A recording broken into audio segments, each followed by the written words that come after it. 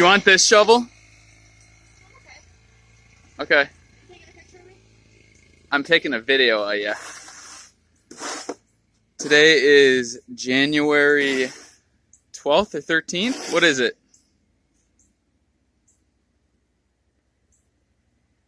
14th? 15th? No. It's the 13th. It's the 13th.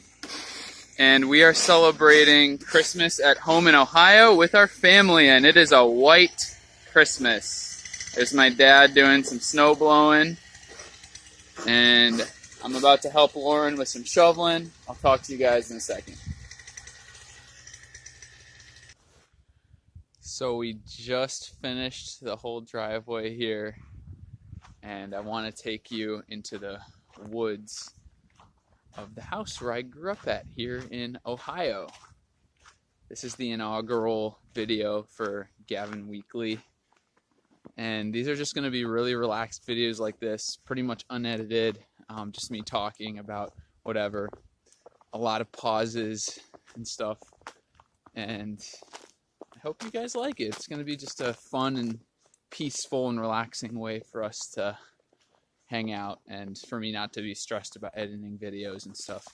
And I'm happy to have you guys joining me, supporting the cause. This is the shed in the back of our property here. We have about 4 acres where my parents grew up, but we would keep bikes in there, our lawnmower, and my dad hunts from that window. I've hunted there as well. And we have a lot of deer that come through the property back here. The trees are very tall in this part of Ohio here, deciduous trees. And let me see if I can get this here. You can see we have about 3 inches of snow on the ground, and there's ice underneath. So when I step, you can hear the ice breaking on the very bottom. Hear that? Sounds like crunching.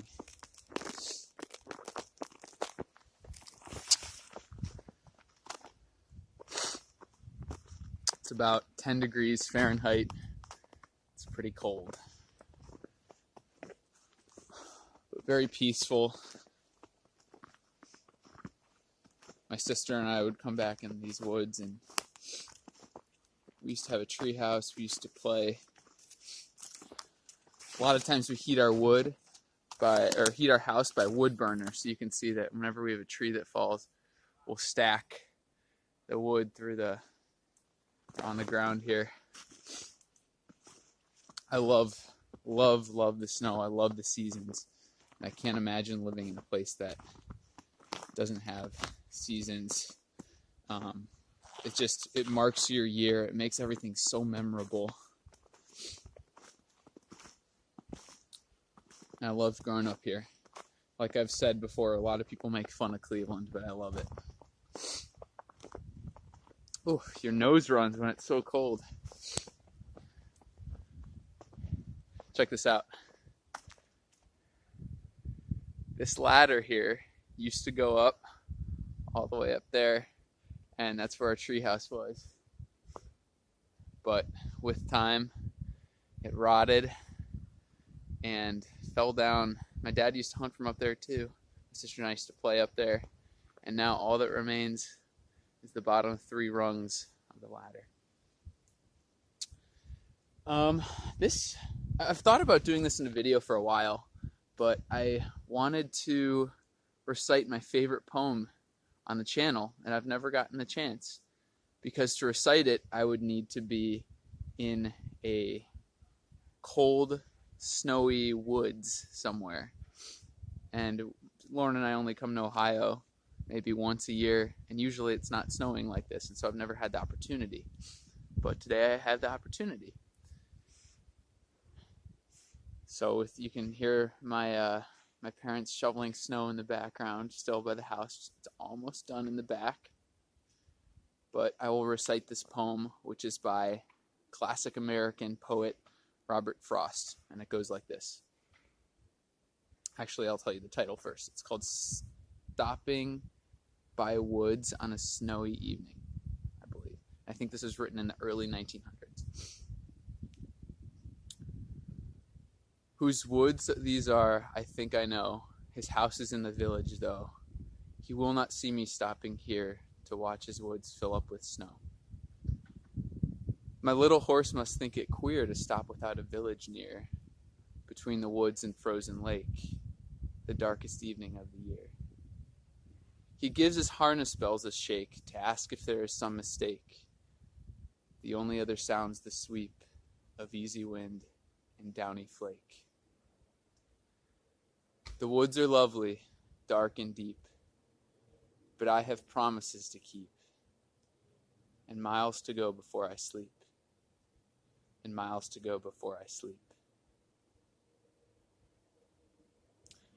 Look up that poem on the internet if you get a chance. It has a double meaning. It's about a man returning from a village to his house in the country, and he stops in the woods and just gazes into the forest, into the deep, dark forest, and thinks about what would happen if he just walked into the forest there.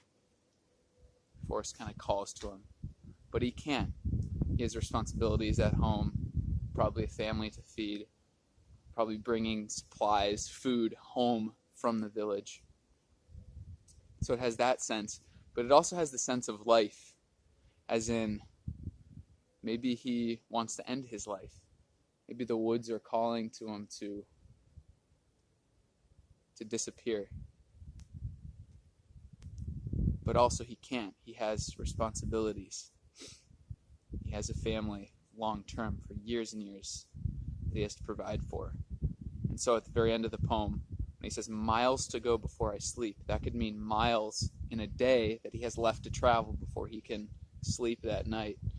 But it can also mean miles as in I still have years and years and years to go before my life comes to a close. And it's my responsibility to finish those years out and to provide for everyone, even if I'm being called by the darkness of the woods.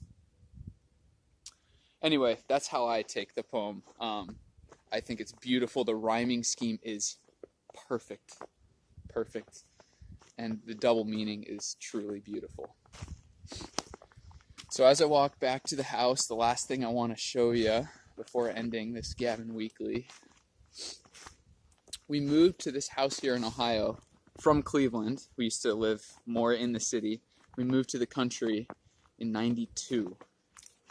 But right when we moved here, my mom and dad got a different job in the state of Indiana. And so we moved away from this house.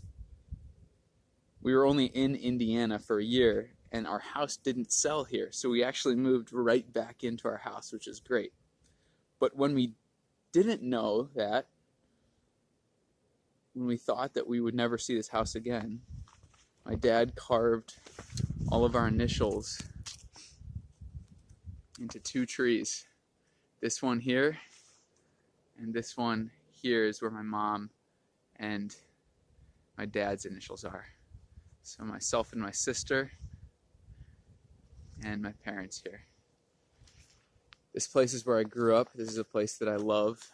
It hurts me when people make fun of this place, but it's part of life, and I know what it means for me, and that's what's important.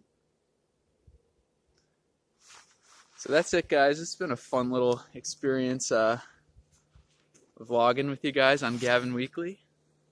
Thank you for the support, and I'll see you next week. Bye.